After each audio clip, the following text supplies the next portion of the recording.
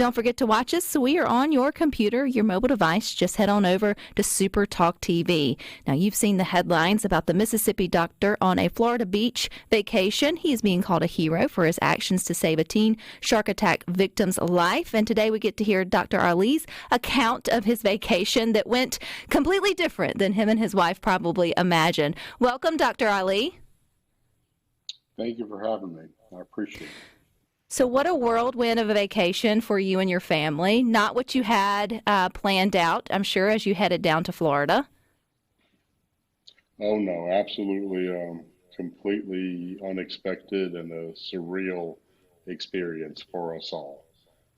So I feel like I'm the start of Dateline, but it started like any other beach day. But is that kind of how the day started for you and your family on that particular morning? Just a beautiful beach day and heading out to enjoy the waves? Oh, yes, absolutely. It was a gorgeous day. It was sunny. There were tons of people out. The waves were relatively mild. In fact, it was such a nice day that it was the most crowded we've ever seen that area before. And we almost turned around because we weren't sure there was going to be a spot for us to put our umbrellas. That's how crowded the beach was. And in the last minute, my wife found a nice spot, and we headed down there and really started to enjoy the day. And the majority of the day was fine until, the unfortunate situation. Um, my And daughter and my middle daughter had wanted to boogie board, and we'd been out there for a while boogie boarding before all of that happened.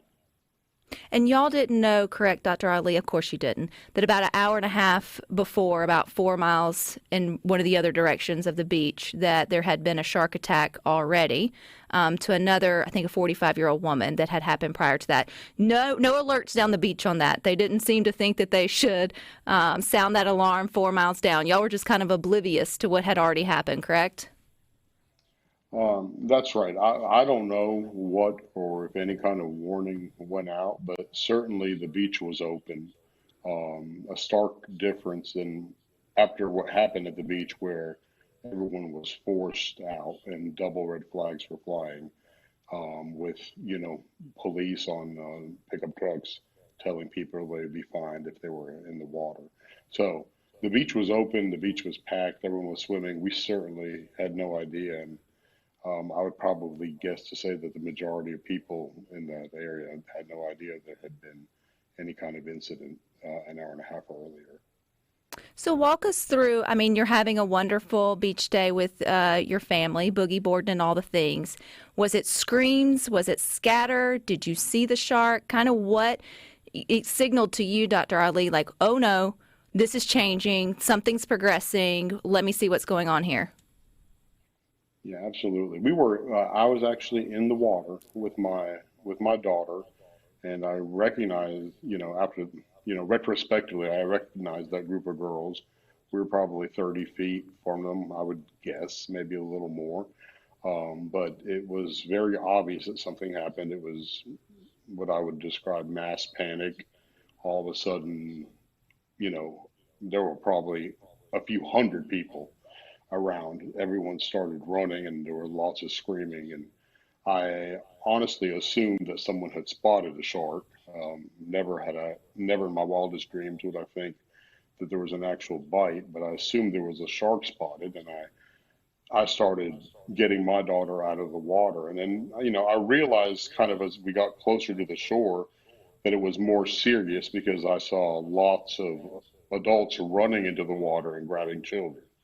And so I thought, well, maybe this is something more serious. And, when I finally got her to the shore and her mom grabbed her from me, I looked to the left and the water was, full of blood. I never actually saw the shark itself. I just ran towards the left where I saw the bloody water and saw them dragging the victim, two gentlemen dragging the victim out onto the beach from the water. In that instance, Dr. Arley, does your training just take over? Do your instincts as a doctor just say, hey, like you mentioned, you ran to it, like, I don't know what I'm fixing to find, but, maybe I can lend a hand or help? Like, are you already sort of triaging in your mind what needs to happen, or is it just kind of all a blur? No, I think in my mind, I immediately start to, I mean, I think you quickly assess that there's someone hemorrhaging, just as anyone probably could tell, medical or not. But definitely, I think not just me, multiple medically trained people immediately ran towards the victim, knowing that she needed all the help that she can get, and were able to kind of suppress all the emotion and chaos and panic on the beach, completely put it out of our mind to work towards the goal of trying to save this young girl. How, in the terms of time, Dr. Ali, from you all finding her on the, like getting her out of the water, and then the rescue team actually getting there to take her to a facility? I'm sure it felt like hours, but was that quick? Were we talking like, a couple minutes or 10 or 15 minutes? Did you guys have to give her medical care there on the beach? Yeah, I honestly don't know the exact number. It did feel like an eternity, but I would venture to say it's probably 15 to 17 minutes of people applying tourniquets, holding pressure, trying to keep her alert, checking her pulse, checking her breathing, and most importantly, trying to control the bleeding and keep as much blood in her because she has lost so much. So it felt like a very long time, but I would guess 15 minutes, maybe a little bit more, maybe a little bit less. Once she was secure, I think it was by helicopter, she was taken to a facility that could better treat her. Does it like hit you then, Dr. Ali? Did you ever just break down and go, what the just happened? Did you ever have your moment to allow your own emotions, as you mentioned, you sort of packed to like process what had just sort of transpired in less than 30 minutes?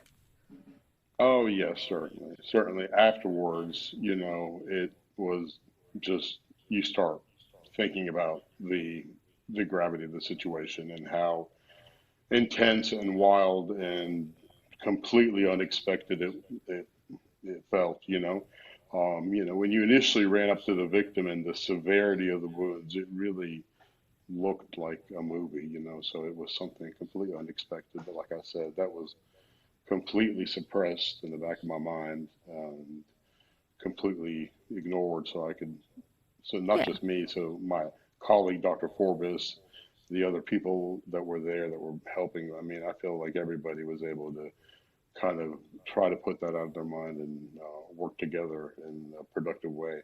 But yeah, absolutely. Like you said, 30 minutes later, maybe an hour later, when we finally got to the house, it was surreal for And everyone it's involved. And it's probably still surreal. Have we been able to have contact with her family? How is she doing? I know she had a friend along with her that also suffered some injuries, maybe not quite as severe as the young lady you all specifically helped. But do we have positive vibes about how it's going to end up?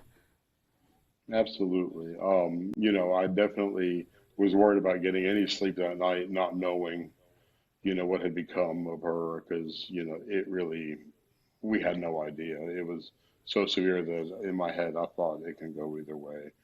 And it was so wonderful to talk to her mom that evening from the hospital after she had gotten out of her initial surgeries, and to know that she was alive, and she was still intubated in ICU, but that she was alive, and things were looking like they were headed in the right direction.